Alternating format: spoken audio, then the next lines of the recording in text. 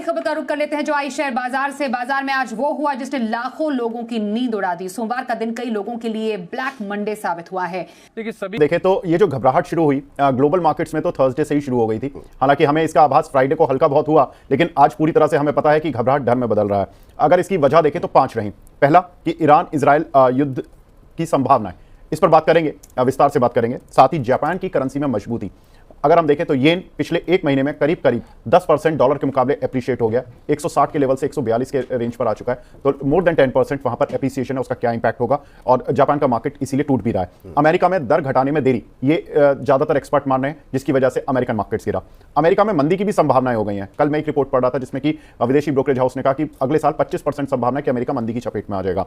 साथ ही अगर देखें तो ज्यादातर बाजारों की वैल्यूएशन को लेकर दुनिया भर में ही सवाल उठ रहे थे और वैल्यूएशन पर अब मार्केट आने लगे हैं। खराब ग्लोबल संकेतों की वजह से घरेलू शेयर बाजार में बिकवाली देखने को मिली। सेंसेक्स और निफ्टी भारी गिरावट के साथ बंद हुए। कारोबार के अंत में सेंसेक्स 2200 अंकों से ज्यादा गिरकर 78,759 के लेवल पर बंद हुआ, तो निफ्टी में रही 650 अंकों से ज्यादा की गिरावट 24,056 के स्तर पर यहां थी क्लोजिंग। बैंक निफ्टी में 1200 अंकों का आज कट देखा गया। 50,092 पर लुढ़क कर बैंक निफ्टी की आज क्लोजिंग रही है।